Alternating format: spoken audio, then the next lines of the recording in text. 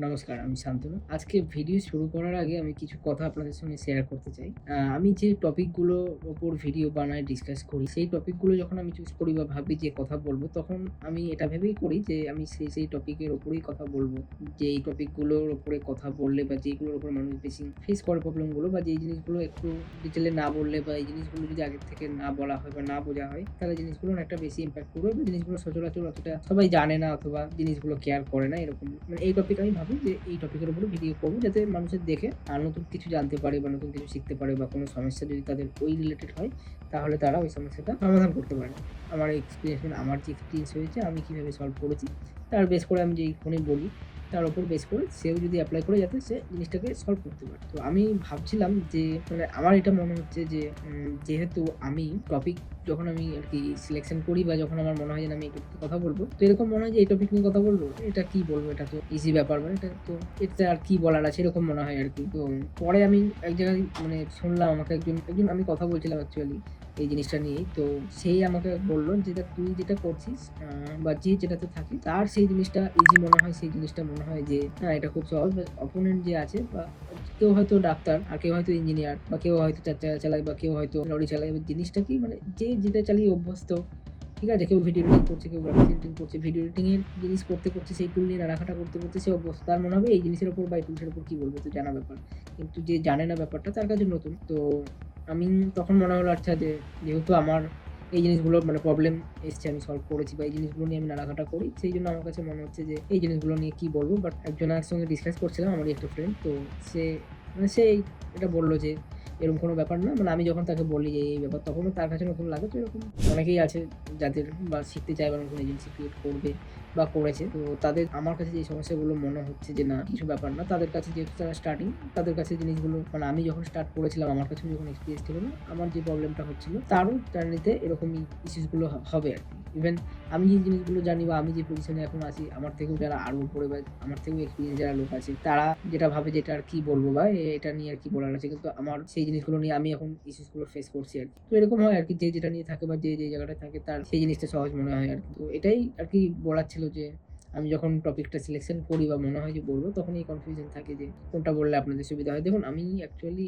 মানে আমার YouTube এ video বানানোর শখ, এবং আমার শখ বলতে গেলে আমার আমার নিজের শখ এই কারণেই যে আমি মনে করি আমি যেটা জানি বা আমার যেটা এক্সপেরিয়েন্স হয়েছে, আমি যদি শেয়ার করি আমার থেকে, বা আমার থ্রুতে যদি কেউ একজনেরও যদি হেল্প হয়, তাহলে আমার ভালো লাগবে যে আচ্ছা, আমি জিনিসটা শিখেছি বা আমি জিনিসটা এক্সপেরিয়েন্স করে আমি বলাতে কারো সেই স্ট্রাগলটা বা সেই জিনিসটা করতে হয়নি, বা অতটা সময় নষ্ট হয়নি সেই জিনিসটা করতে।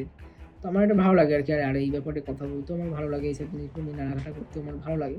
তার কারণেই YouTube এ ভিডিও করা। তো চলুন, আজকে আমি কথা বলব খুব সিম্পল ব্যাপার যে আ এজেন্সি যখন আপনারা স্টার্ট করবেন, তখন কি জিনিসগুলো আপনাদের মাথায় রাখা জরুরি।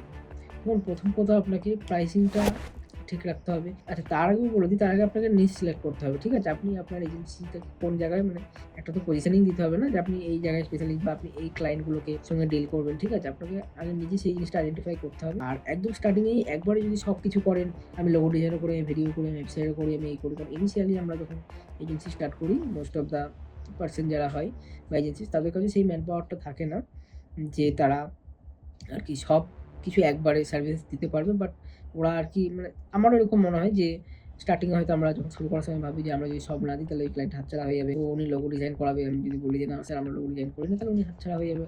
তো এর ফলে আরকি কি করি যে আমরা ওই কাজগুলোও নিয়ে নিই, ওই কাজটাও নিয়ে নিই, এই কাজটাও নিয়ে নিই। আর যেহেতু ম্যান পাওয়ার কম, তার কারণে হয় কি, ওই কাজটা আমরা যেই টাইমে ডেলিভারি দিতে চাই বা যেই টাইমে থাকে আমাদের ডেলিভারি টাইম, সেই টাইমে দেওয়া হয় না। সেই কোয়ালিটি আমরা ম্যাচ করতে পারি না। ফলে কাজটা নেয়ার পরে কিন্তু নেগেটিভ ইফেক্টটা আরো বেশি পড়ে। মানে ওই মানুষটা আরো ৫ টা জায়গায় বলবে যে ওই এজেন্সিটা থেকে সেরকম আউটপুট পাইনি, বা ওয়েস্ট, মানে সেই যে ভ্যালু ফর মানিটা নেই আরকি। তো এর থেকে ভালো যে আমরা মানে স্টার্টিং এ বলে দেওয়া ভালো যে আমরা বা এই টাইপের ক্লায়েন্ট নেবই না, বা যদি আসে যে এই টাইপের কাজ আমরা করছি না, এই টাইপের যেটাতে আমি স্পেশালাইজ, বা যেটা আমি করবো ইনিশিয়ালি, আমার যেটা লাগবে, যেটাতে আমার আর মনে হয় যে না, আমি পারবো দিতে, আমাকে কেউ যদি দেয়, নেগেটিভ রিভিউ আসবে না, সেটা নিয়েই স্টার্ট করা ভালো। একটা হোক, দুটো হোক, ওটা নিয়েই স্টার্ট করা ভালো, আর ওটা নিয়েই স্টার্ট করা উচিত। আর যেটা হয় সেটা হচ্ছে আ প্রাইসিং। এবার মার্কেটে রিসার্চ না করে, স্টাডি না করে একটা ভুলভাল প্রাইস রাখলে জিনিসটা অনেক ইফেক্ট পড়বে। কারণ আপনি যদি একবারে হাই প্যাকেজ রাখেন, আর আপনার সেই সার্ভিস বা সেই কোয়ালিটি আপনি ম্যাচ না করাতে পারেন, তাহলে জিনিসটা ওয়ার্ক করবে না। আর যদি আপনি একবারে লো করেন, তাহলেও ওয়ার্ক করবে না। কারণ মোস্ট অফ দ্যা পিপল ভাববে যে আচ্ছা, মানে লো রেটের কোম্পানি বা লো গ্রেডের কাজ হয়, যার ফলে এত প্রাইসিং কম, এরকম অনেক সময় থাকে। তো এই প্রাইসটা আপনাকে ঠিকঠাক রাখতে হবে অ্যান্ড আপনাকে আপনার নিশ সিলেক্ট করতে হবে, আপনাকে ক্লায়েন্টের নিশ সিলেক্ট করতে হবে, আপনি আপনার কোম্পানিটাকে ভালোভাবে পজিশনিং করাতে হবে যে আমার কোম্পানি এই, ধরুন আমি কথার কথা এক্সাম্পল দিচ্ছি যে আমরা শুধু ভিডিও এডিটিং এজেন্সি, এই যে এক্সাম্পল, বা আমরা শুধু অ্যাডভার্টাইজমেন্ট এজেন্সি, বা আমরা সোশ্যাল মিডিয়া মার্কেটিং এজেন্সি, আমরা এখানে এই করি। যার যেরকম ইনিশিয়ালি স্টার্ট করার সময় যে সিচুয়েশনটা থাকে, সে যাতে সেতে মানে সেই সার্ভিসেই বেস্ট হয় সেই সার্ভিস দিয়ে শুরু করে চালু করতে করতে তো আপনার টিম বাড়বে, আপনার এক্সপিরিয়েন্স হবে, তখন আপনি সার্ভিসগুলো অটোমেটিক আরও অ্যাড করতে পারবেন, তখন অসুবিধা হবে না, তখন আপনার কাছে নলেজ থাকবে, সেই ক্লায়েন্টের সোর্সটাও থাকবে, নেটওয়ার্কটাও থাকবে, এটা মেনটেন করে। আর যেটা করে সেটা হচ্ছে প্রথম কী হয় যে আমরা বিশেষ করে অনেকেই মনে করে যে হয়তো আমি যদি একাই ক্লায়েন্টের কাছে অ্যাপ্রোচ করছি, একাই ক্লায়েন্টের কল রিসিভ করছি, একাই কাজ করছি, সব কিছু একাই করছি বা একাই করতে হয়, তাহলে জিনিসগুলো মানে অনেকটা কমপ্লিকেটেড হয়ে যায় জিনিসগুলো। আপনি যদি ফ্রি মাথায় কোনো একটা ক্রিয়েটিভ জিনিস কিছু করেন, সেই যে আউটপুটটা দিতে পারবেন, আর যদি সব কিছু আপনি নিজেই হ্যান্ডেল করেন, সেই আউটপুটটা বেরোবে। এবার যেহেতু অনেকে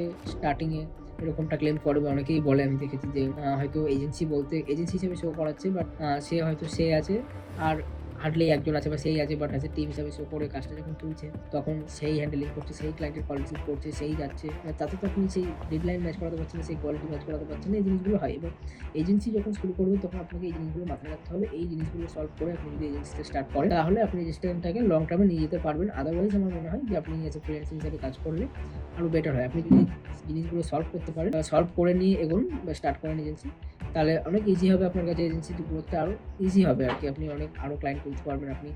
আপনি যদি আপনার টিমকে কাজ দিয়ে আপনি আপনার ক্লায়েন্ট, দেখুন আপনি কাজ পারেন আর আপনার ক্লায়েন্ট ডিলিং দুটো আলাদা জিনিস, ঠিক আছে? এরকমও হয়েছে বা এরকমও হয়, বা মোস্ট অফ দ্য জিনিস সবাই যে খুব কাজে এক্সপার্ট তার ফলেই সে তার কাছে ক্লায়েন্ট থাকে, এরকম নয়। ক্লায়েন্ট হ্যান্ডেলিংও একটা ব্যাপার থাকে। সেই জিনিসগুলোকে কীভাবে সে ক্লায়েন্ট যে প্রবলেমগুলো বলছে বা যে ফিডব্যাকগুলো দিচ্ছে, সেগুলোকে কীভাবে আপনি আইডেন্টিফাই করছেন, কীভাবে তার উপর ক্লায়েন্টে আপনার রেসপন্স করছেন, কীভাবে ফিডব্যাক দিচ্ছেন, সেই জিনিসগুলো ম্যাটার করে আর কি। শুধুমাত্র আপনি হাই কোয়ালিটি কাজ দিচ্ছেন বাট আপনার কনভারসেশন ঠিক নেই, আপনি ঠিক করে বোঝাতে পারেন না ক্লায়েন্টের সঙ্গে, আপনার সেই ভাইব ম্যাচ করছে না, বা ক্লায়েন্ট যেটা বলছে সেটা আপনি আন্ডারস্ট্যান্ড করতে পারছেন না, বা আপনি যেটা বলছেন সেটা ক্লায়েন্টকে বোঝাতে পারছেন না, এইসব মিসআন্ডারস্ট্যান্ডিংয়ের কারণে হয় কি যে খুব ক্লায়েন্ট থাকে না আর কি। এইসব মিসআন্ডারস্ট্যান্ডিং যখন হয় তখন এবার হবে, যেহেতু আপনি নিজে কাজ করছেন একা সব দিকে, তখন এই মিসআন্ডারস্ট্যান্ডিংগুলো হবে। আমি বলবো যে আপনারা স্টার্টিংয়ে এই জিনিসগুলো যদি সলভ মানে না থাকে, তাহলে আপনি অ্যাজ এ ফ্রিল্যান্সার হিসেবেই কাজ করা ভালো। আর যদি এই জিনিসগুলো হয় তো দেন এজেন্সিটা স্টার্ট করতে পারেন। ব্যাস আজকে এটাই বলার ছিল। আশা করি ভিডিওটা ভালো লেগেছে। কিছু হয়তো আমি বলতে পেরেছি বা আপনি নতুন কিছু জানতে পেরেছেন। তো ব্যাস এটাই বলার ছিল। দেখা হবে অন্য কোনো ভিডিওতে। ভালো থাকবেন। নমস্কার।